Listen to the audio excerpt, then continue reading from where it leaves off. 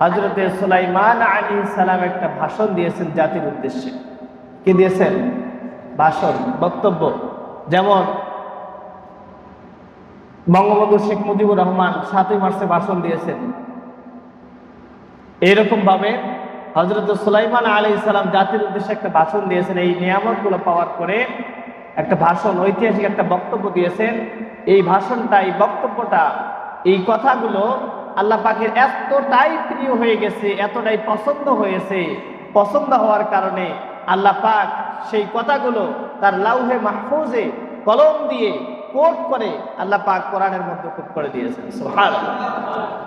এত চমৎকার একটা ভাষণ দিয়েছে। কি ভাষণ? আল্লাহ পাক জানিয়ে দিলেন, وَوَرِثَ سُلَيْمَانُ دَاوُودَ وَقَالَ আল্লাহু আকবার।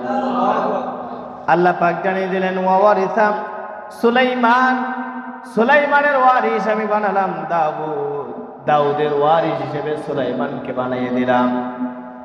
এরপরে সুলাইমান আলাইহিস সালাম জাতির উদ্দেশ্যে একটা বক্তব্য দিলেন, ভাষণ দিলেন। কি বললেন? ওয়াকালা ইয়া আইয়ুহান নাসু উল্লিমনা মানতিকাত তাইর। আল্লাহু আকবার। কি চমৎকার একটা ভাষণ দিলেন। আল্লাহ পাক জানিয়ে দিলেন, ওয়ারিসা সুলাইমানা দাউদহু দাউদ। আল্লাহ জানিয়ে দিলেন সুলাইমান হয়েছিলেন দাউদের উত্তরসূরি, দাউদের ওয়ারিস। এতটুকু ব্যাখ্যা আয়াতের দিকে যদি যান, আল্লাহ পাক বললেন ওয়ারিস। ওয়ারিস বলতে এখানে কি বোঝা যাচ্ছে? এই ওয়ারিস বলতে উত্তরাধিকারীকে বোঝানো হয়েছে। এই উত্তরাধিকারী জমি জমা ধন সম্পদের উত্তরাধিকারী নয়। কেননা রাসূল সাল্লাল্লাহু আলাইহি সাল্লাম বলেছেন, নাহনু মাআশিরুল আম্বিয়া, নাহনু মাআশিরুল আম্বিয়া লা নুরাসু ওয়া লা নুরিসু। তার কারণ পয়গম্বরগণ কারো উত্তরাধিকারী হয় না, কোনো কারো ওয়ারিস হয় না, এবং তারা মিরাজ হিসেবে কাউকে উত্তরাধিকারী রেখে যায় না। অন্য আরেকটা হাদিসের দিকে যদি তাকান, রাসূল সাল্লাল্লাহু আলাইহি সাল্লাম বলেছেন, হাদিস আবু দাউদ শরীফের, তিরমিজির বর্ণনা এসেছে, দুইটা গ্রন্থের মধ্যে হাদিসটি এসেছে। বিশ্বনবী বলেন, আল উলামা ওয়ারাসাতুল আম্বিয়া। আলেমগণ হলেন নবীগণের ওয়ারিস। আলেমগণ হলেন নবীগণের ওয়ারিস। ওয়াইনাল আম্বিয়া আলাম ইউরাসু দীনা ওয়ালা দিরহামা। কিন্তু এই ওয়ারিসদের জন্য আম্বিয়া কেরামগণ, নবী রাসূলগণ কিছুই রেখে যান নাই মিরাজ হিসেবে, উত্তরাধিকারী হিসেবে। কোনো দিনার রেখে যায় না, কোনো দিরহাম রেখে যায় না। ওয়ালাকি ইউরাসু ইলমা ফামান আখাযাহু। কিন্তু মিরাজ হিসেবে নবীগণ তাদের ইলমগুলো, তাদের জ্ঞানগুলো মিরাজ হিসেবে রেখে গেছেন। আখাযা বিহাজ্জিন ওয়াফির। যে ব্যক্তি এগুলো গ্রহণ করবে সে পূর্ণ অংশ, পূর্ণ মিরাজ গ্রহণ করে নিল। সুবহানাল্লাহ। তার মানে রাসূল সাল্লাল্লাহু আলাইহি ওয়াসাল্লাম এই বক্তব্য থেকে বোঝা যায়, আম্বিয়া আলাইহিস সালামগণ মিরাজ হিসেবে কোনো সম্পদ, কোনো টাকা পয়সা, কোনো দিনার, কোনো দিরহাম রেখে যান না। রেখে যান কি? এলেম। এটা যেটা গ্রহণ করবে তারাই তাদের ওয়ারিস হবে। সুবহানাল্লাহ। আপনি যদি এই হাদিস বাদে যদি সাধারণ যুক্তিতে আসেন যে সুলাইমান আলাইহিস সালাম ছিলেন দাউদ আলাইহিস সালামের পুত্র, তাই তিনি উত্তরাধিকারী হয়েছে। কিন্তু না, যখন দাউদ আলাইহিস সালাম মারা যান, ইন্তেকাল করেন, ওফাত হয় তার, ওই সময়ে বিভিন্ন সিরাত গ্রন্থগুলো এসেছে, মুফাসসির কেরামগণ বলেছেন যে ওই সময় তার 19 জন পুত্র ছিল। কয়জন? 19 জন।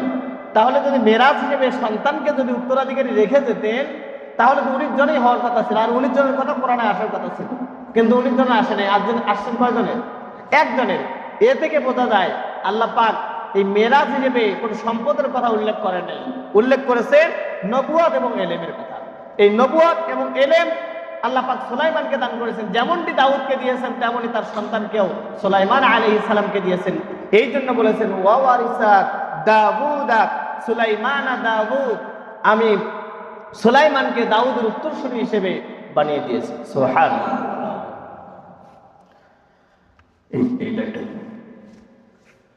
সম্মানিত ভাইয়েরা আমার,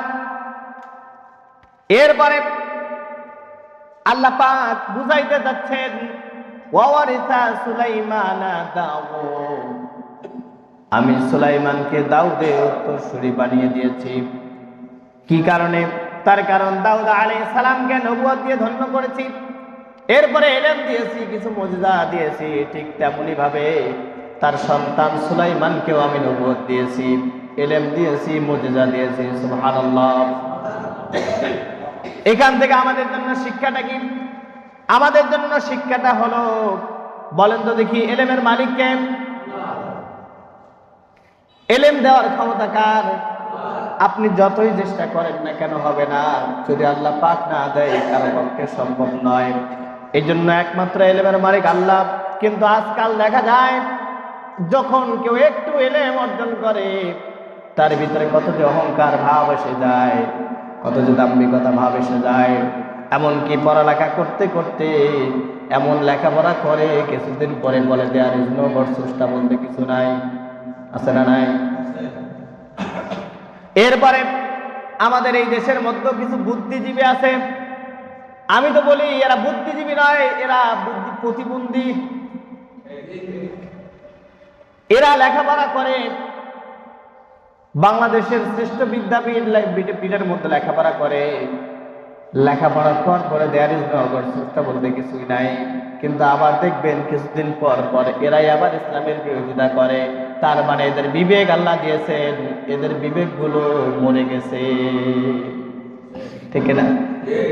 এই জন্য দেখা যায় তারা লেখাপড়া করছে, মাস্টার্স কমপ্লিট করছে, ডক্টর ডিগ্রি, পিএইচডি ডিগ্রি সব করেছে, বিসিএস ক্যাডার হয়েছে, কিন্তু তারপরে তারা দেখা যায় মাঝে মাঝে আমরা তো শুনি যে তারা ইনশাআল্লাহ বললে ওদের গা জ্বলে, সুবহানাল্লাহ বললে গা জ্বলে, আল্লাহু আকবার বললে গা জ্বলে। এদের আবার কিছু কিছু লোক আছে, এরা যখন চেয়ারে পাওয়ারের ক্ষমতার চেয়ারে বসে যায়, এরা বলে আমরা সংসদ থেকে বিসমিল্লাহ নাম তুলে দেবো ইনশাআল্লাহ। বলে না? বিসমিল্লাহ তুলে দিবে, কি দিয়ে শুরু করছে? ইনশাআল্লাহ দিয়ে শুরু করছে। তার মানে আল্লাহ যদি চাহেন তো আমরা বিসমিল্লাহ সংসদ থেকে তুলে দেব। কথার ধরন দেখেন, বিসমিল্লাহ তুলবে ইনশাআল্লাহ দিয়ে। তো আসলে এদের বিবেকের মধ্যে আল্লাহ কুকুর মনে পেশাব করে দিয়েছে। এদের বিবেকের মধ্যে কি দিয়েছেন? কুকুর পেশাব করে দিয়েছে। এই জন্য এদের বিবেকে এগুলো বাঁধে না, কথা বলতে মুখের মধ্যে বাঁধে না। কিন্তু সুলাইমান আলাইহিস সালামকে এত জ্ঞান দিলেন আল্লাহ, এত ইলম দিলেন, কি প্রশংসা আদায় করলেন? ওয়াকাল আলহামদুলিল্লাহ। প্রশংসা কার? আল্লাহ। তাহলে এখান থেকে আমাদের জন্য শিক্ষাটা হলো, আমাদেরকে যে ইলম দিয়েছেন এটার জন্য অহংকার করা যাবে না। প্রশংসা আদায় করতে হবে কার? আল্লাহ। শুকরিয়া আদায় করতে আল্লাহ, সব সময় প্রশংসা আদায় করতে হবে কার? আল্লাহ। সম্মানিত ভাইয়েরা আমার, এরপরে সুলাইমান আলাইহিস সালাম জাতির উদ্দেশ্যে একটা ভাষণ দিলেন। সেই ভাষণটা আল্লাহ পাক কোরআনের মধ্যে কোট করে দিলেন, ইয়া আইয়ুহান নাসু উল্লিমনা মানতিকাত তায়র। আল্লাহু আকবার।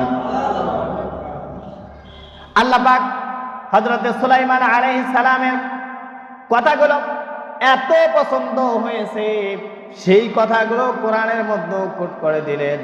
অকালা, ওই সময় সুলাইমান আলাইহিস সালাম জাতির উদ্দেশ্যে বক্তব্য দিয়েছে, বলেছে, ঘোষণা করেছে, জাতিকে সতর্ক করেছে, জাতির মধ্যে এলান করে দিয়েছে, ইয়া আইয়ুহান নাস, ওহে লোক সকল, ওহে আমার জাতির লোকেরা, উল্লিমনা মানতিকাত তায়র, আমাদেরকে পাখির ভাষা বোঝানোর মতো ইলম আল্লাহ দিয়েছেন।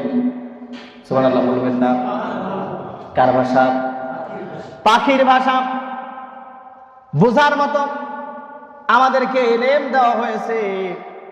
চিন্তা করুন তো দেখি, পাখির ভাষা বোঝার মতো ক্ষমতা আল্লাহ পাক তাকে দিয়েছেন।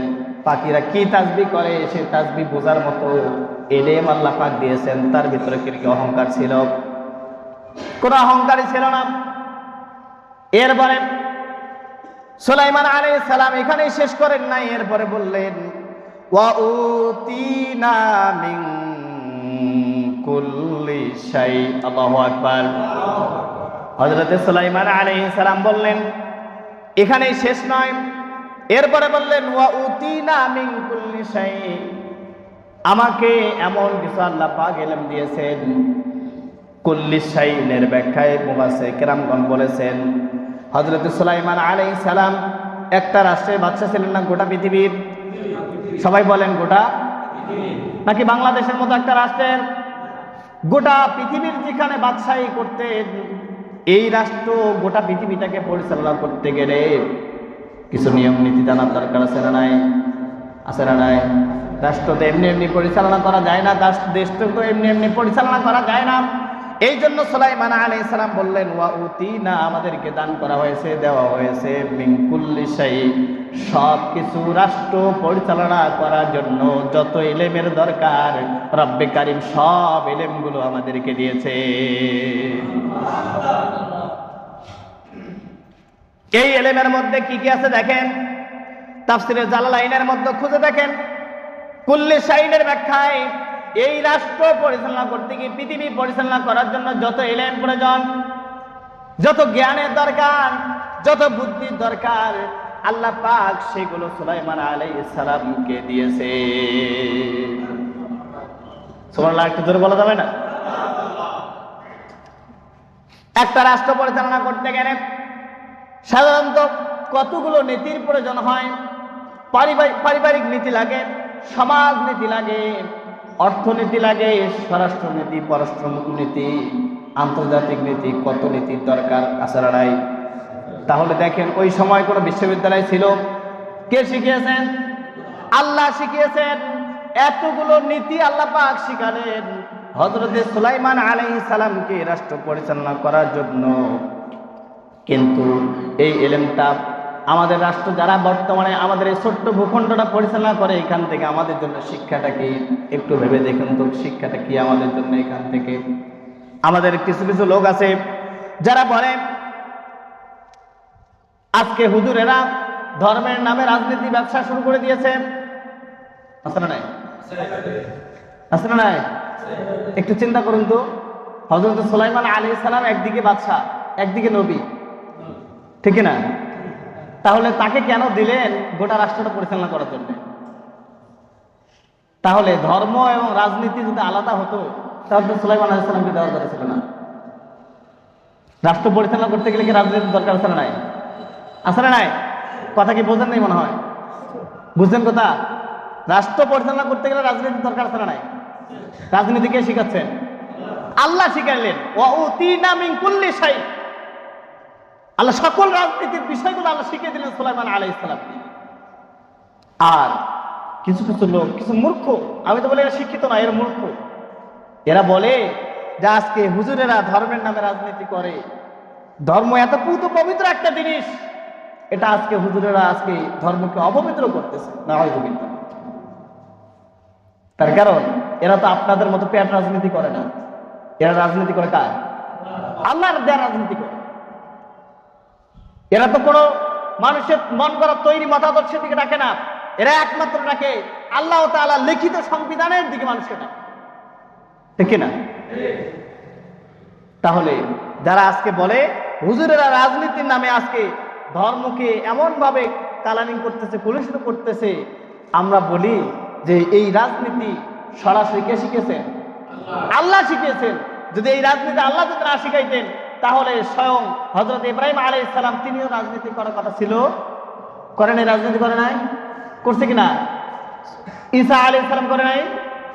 হযরতে সর্বশ্রেষ্ঠ নবী জনাবে মুহাম্মদুর রাসূলুল্লাহ যদি এই রাজনীতি হারামই হতো, যদি ইলাহি বিধানের যদি বিপক্ষ হতো, আল্লাহর নাফরমানি যদি হতো, তাহলে সর্বশ্রেষ্ঠ নবী ইমামুল মুরসালিন, সকল নবীদের যিনি লিডার, তাকে আল্লাহ পাক মদিনার রাষ্ট্রপতি 10 বছর রাখতেন না। রাষ্ট্রপতি হতে গেলে কি রাজনীতির দরকার আছে না নাই? তার কারণ একটা রাষ্ট্র পরিচালনা করতে সব পারিবারিক নীতি, সমাজনীতি, অর্থনীতি, রাষ্ট্রনীতি, পররাষ্ট্রনীতি সব কিছু দরকার আছে না নাই? সবকিছু যেখানে লাগে, স্বয়ং তার হাবিব 10টি বছর রাজনীতি করলেন কোরআন দিয়ে। তার ওফাতের পরে 30 বছর হযরতে আবু বকর থেকে হযরতে আলী পর্যন্ত 30টা বছর খেলাফার দায়িত্ব পালন করলেন, খলিফার দায়িত্ব পালন করলেন। এরা মনে হয় রাজনীতি করে নাই? করছে কিনা?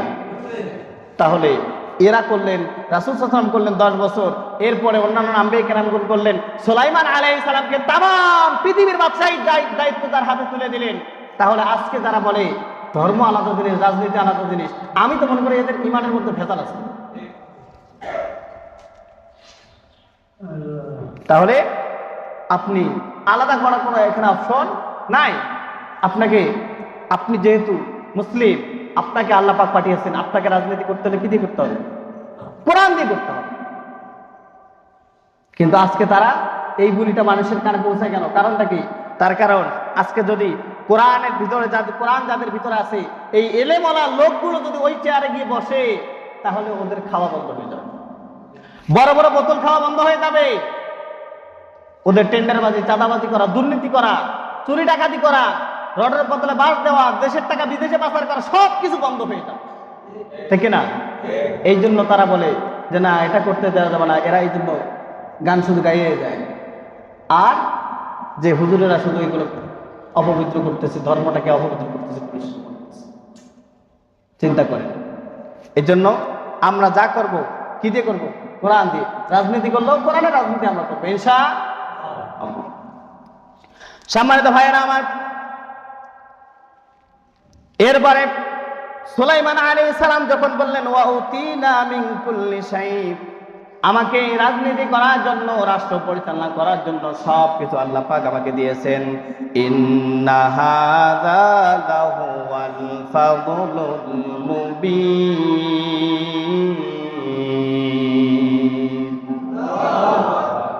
আল্লাহ পাক জানিয়ে দিলেন, ওই সময় সুলাইমান আলাইহিস সালাম বলেছিল ইন্না, নিশ্চয়ই, হাযা লাহুয়াল ফাদলুল মুবিন, এটা সুস্পষ্ট অনুগ্রহ, দয়া কার? আল্লাহ পাক, সুস্পষ্ট, এটা আল্লাহ পাকের পক্ষ থেকে দয়া, রহমত, অনুগ্রহ। এরপরে হযরত সুলাইমান আলাইহিস সালাম একদিন তার সেনাবাহিনী, তার সমস্ত সেনাবাহিনীদেরকে নিয়ে, পাখিদেরকে নিয়ে, জিনদেরকে নিয়ে, মানুষদেরকে নিয়ে একদিন পথ চলার জন্য বের হবেন। আল্লাহ পাক কোরআনে কোট করে দিলেন, হযরত সুলাইমান আলাইহিস সালাম কি করলেন? ওয়া হুশিরা সুলাইমান জুনুদুহু মিনাল জিন্নি ওয়াল ইনস ওয়াত তায়রি ফাহুম ইউজাউন। আল্লাহু আকবার। সুলাইমান আলাইহিস সালাম সফরে বের হবেন, এই জন্য বের হওয়ার আগে ওয়াহুশিরা, তিনি একত্রিত করলেন, জমায়েত করলেন, লি সুলাইমানা, সুলাইমান আলাইহিস সালাম, জুনুদুহু, তার সকল সেনাবাহিনী, সৈন্যদলকে, মিনাল জিন্নি, জিনদের মধ্য থেকে, ওয়াল ইনস, মানুষের মধ্য থেকে, ওয়াত তায়র, এবং পাখিদের মধ্য থেকে, সবাইকে নয়, মিন ব্যবহার করেছেন আল্লাহ পাক, কিছু কিছু নিয়েছেন। নেওয়ার পরে কি করলেন? তাদেরকে সারি করলেন। মুফাসসিরিন কেরামগণ বলেন, তিনি যখন রাস্তা ভ্রমণ করতেন, পার হওয়ার সময় রাস্তা দিয়ে যখন চলতেন, রাস্তার একদিকে তার সেনাবাহিনী, পশু পাখিরা, জিনেরা সারিবদ্ধভাবে চলাচল করত। সুবহানাল্লাহ। একত্রিত করার পরে তারা পথ চলা শুরু করলেন। পথ চলতে চলতে এমন একটি জায়গায় পৌঁছে গেলেন, আল্লাহ পাক জানিয়ে দিলেন, হাত্তা ইযা আতাউ আলা ওয়াদিন নামল। সুবহানাল্লাহ বলেন। চলতে চলতে হাইওয়ে দিয়ে চলতেছেন হযরত সুলাইমান, তার সেনাবাহিনী, মানুষকে সাথে নিয়ে, জিনকে সাথে নিয়ে, পাখিদেরকে সাথে নিয়ে চলছেন। চলতে চলতে বলেন তো দেখি, ওই যে পিঁপড়া ভাষা রাস্তার মাঝে করে না পাশেই করে? রাস্তার মাঝে পিঁপড়া ভাষা করে না সাইডে করে? কোথায়? গর্ত কোথায় করে? রাস্তার মাঝখানে কোনোদিন দেখছেন? না, সাইডে করে। তো এই রাস্তার পাশেই পিঁপড়ার গর্ত ছিল, ভাষা ছিল, তাদের বাড়ি ছিল। পিঁপড়াগুলো খেলা করতেছিল, কেউ খাবার নিয়ে দৌড়ায়, কেউ গর্ত বাসা তৈরি করে মাটিগুলো বাইরে ফেলে দেয়, এই রকম করতেছিলেন। কিন্তু ওই রাস্তা দিয়ে হযরত সুলাইমান আলাইহিস সালাম, তার সেনাবাহিনী সমস্ত কিছু নিয়ে যখন আসতেছেন, এই পিঁপড়াগুলোর মধ্য থেকে যিনি লিডার, পিঁপড়ার লিডার কিন্তু পুরুষ নয়, নারী। কি? নারী। পিঁপড়ার এই লিডার বের হয়ে দেখলেন, ওই উপত্যকাটার নাম ছিল তায়েফ অথবা সিরিয়ার। মুফাসসিরিন কেরামগণ বলেছেন, বের হয়ে দেখলেন দূরে দেখা যাচ্ছে হযরতে সুলাইমান আলাইহিস সালাম তার লস্কর সেনাবাহিনী সহ হাতি ঘোড়া সব নিয়ে আসতেছেন। আর এক চোখ দিয়ে দেখলেন তার জাতির লোকেরা, জাতির পিঁপড়ারা খেলা করতেছে রাস্তার মধ্যে।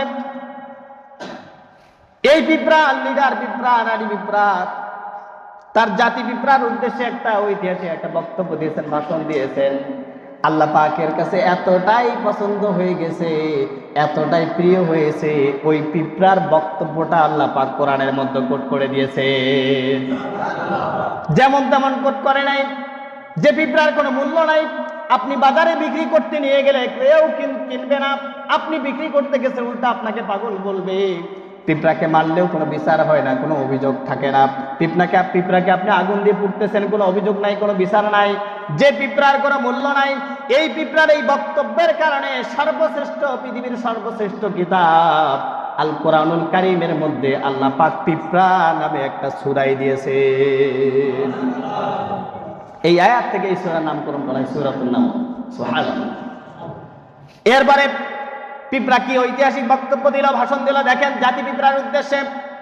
লিডারের দায়িত্ব কি এখান থেকে শিক্ষা নেওয়া দরকার, যারা নেতৃত্বের পর্যায়ে আছে তাদেরকে শিক্ষা নেওয়া দরকার। পিঁপড়া থেকে, মানুষ থেকে নয়, পিঁপড়া থেকে শিক্ষা নিলেই দেশটা শান্তিতে ভরপুর হয়ে যাবে। কি বক্তব্য দিলেন দেখেন, আল্লাহ পাক জানিয়ে দিলেন, পিঁপড়ার কথাটা কোট করে দিলেন। ক্বালাত নামলাতু ইয়া আইয়ুহান নামল। সুবহানাল্লাহ বলেন। পিঁপড়া বক্তব্য দিচ্ছেন, ক্বালাত মুআন্নাস সিগা ব্যবহার করেছেন, শব্দ ব্যবহার করেছেন, তার মানে পিঁপড়ার লিডার পুরুষ নয়, নারী, রানী পিঁপড়া। পিঁপড়া বক্তব্য দিচ্ছেন, ভাষণ দিচ্ছেন। ইয়া আইয়ুহান নামল, ও আমার জাতির পিঁপড়ারা। সুবহানাল্লাহ বলবেন না? চিন্তা করেন, পিঁপড়া বলতেছে আমার জাতির পিঁপড়ারা, শোনো কি বলে, আগে শোনো, মনোযোগ দিয়ে শোনো কি বলতেছেন। উদখুলু মাসাকিনাকুম, তোমরা আর বাইরে থাকা যাবে না, তাড়াতাড়ি বাসার মধ্যে, গৃহের মধ্যে ঢুকে যাও। সুবহানাল্লাহ বলবেন না? চিন্তা করেন, কি করো, তাড়াতাড়ি গর্তের মধ্যে ঢুকে যাও, বাসার মধ্যে ঢুকে যাও, ঘরের মধ্যে ঢুকে যাও, বাইরে আর থাকা যাবে না। কেন? কারণটি হলো লা ইয়াহতিমান্নাকুম সুলাইমানু ওয়া জুনুদুহু ওয়া হুম লা ইয়াশউরুন।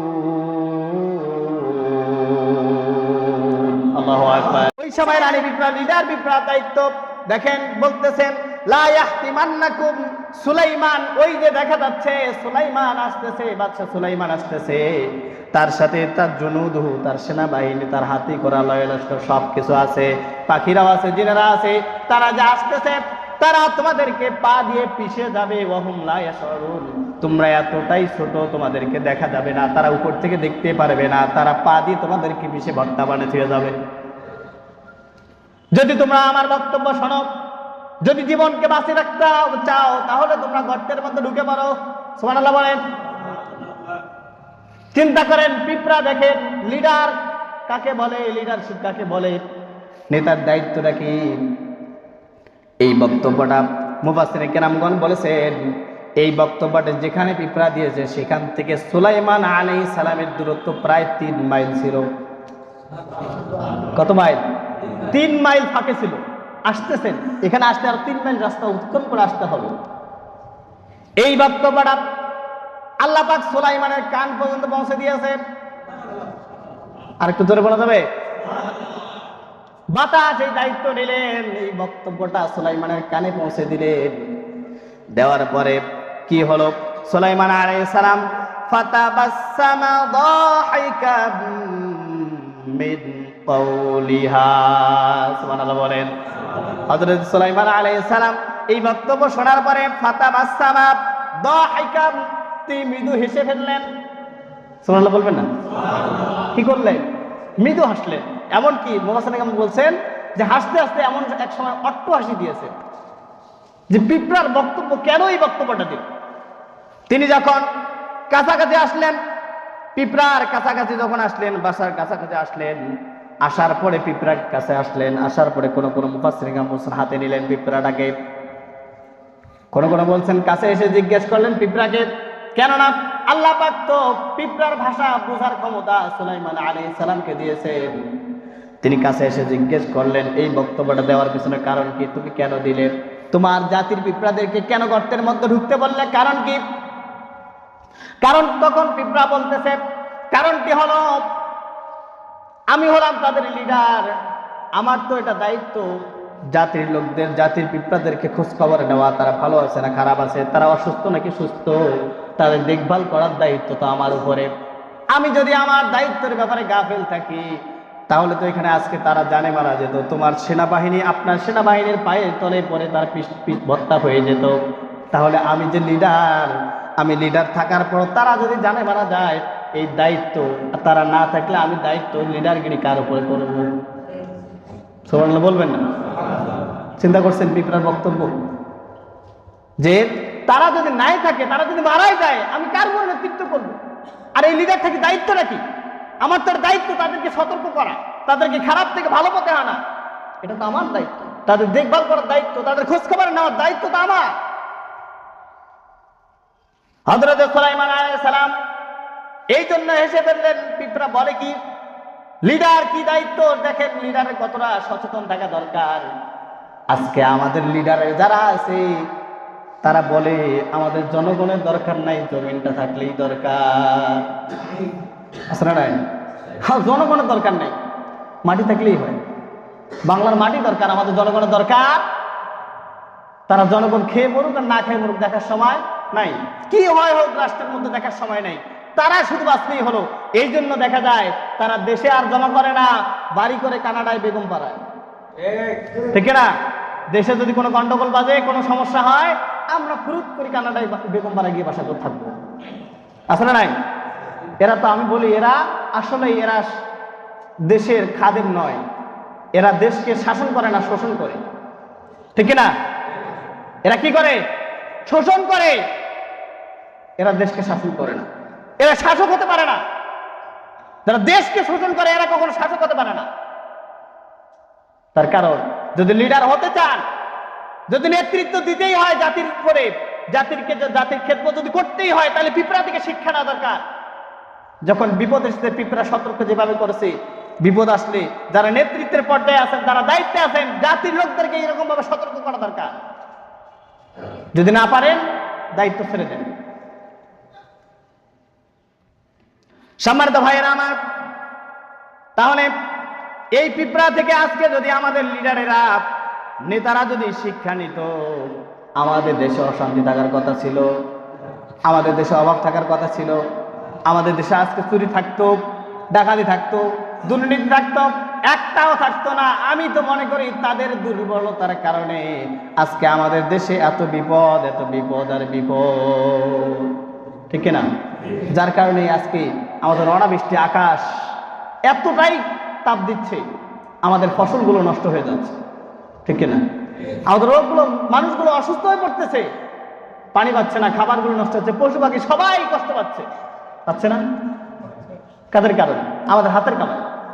আজকে যদি নেতারা যদি ঠিক হতো, জনগণও ঠিক হয়ে যেত, কিন্তু তারাও ঠিক হয় না, জনগণকেও ঠিক হতে দেয় না। যারাই ঠিক হওয়ার কথা বলে তাদেরকে নিয়ে যাও, আর বাইরে থাকার দরকার নেই। আসলে নাই কথা কি বোঝেন তো নাকি? বোঝা যায় কথা? সম্মানিত ভাইয়েরা আমার, তাহলে আল্লাহ পাক এই সূরা নামলে এই পিঁপড়ার বক্তব্যটা দেওয়ার পিছনে কারণটা কি? কারণটা হলো এখান থেকে নেতাদেরকে, লিডারদেরকে শিক্ষা না দরকার। এই শিক্ষা যদি আজকে নিত, পিঁপড়ার গুণটা যদি নেতার ভিতরে থাকতো, একটা লোক আমাদের এই রাষ্ট্রের মধ্যে না খেয়ে মারা যেত না। আজকে এই শিক্ষা যদি নিত, তাহলে আজকে ক্ষমতার চেয়ারে যারা আছেন তাদের গাড়ির ড্রাইভার পর্যন্ত ওই পাওয়ার থাকতো না, তারা কোটি কোটি সম্পদের টাকার মালিক হতো না। আজকে একটা লোক না খেয়ে মারা যেত না, একটা লোক রাস্তার মধ্যে পড়ে থাকতো না, সবাই নিশ্চিন্তে, নির্দ্বিধায়, নির্ভয় চলতে পারতেন। কিন্তু আজকে দেখা যায় কিছু লোক পালাট করে ঘোরে, আর কিছু লোক, সৎ লোকগুলো আজকে চোরের মতো বেড়ায়। আসলে নাই, তার কারণ ওই শিক্ষাটা নাই। এই জন্য আল্লাহ পাক এই আয়াতটা কোরআনে কোট করে দিয়েছেন, পিঁপড়ার বক্তব্যটা এই জন্য দিয়েছেন যাতে করে নেতারা শিক্ষা নেয়, এখান থেকে নেতা হতে গেলে এই শিক্ষাটা, এই গুণটা আগে অর্জন করতে।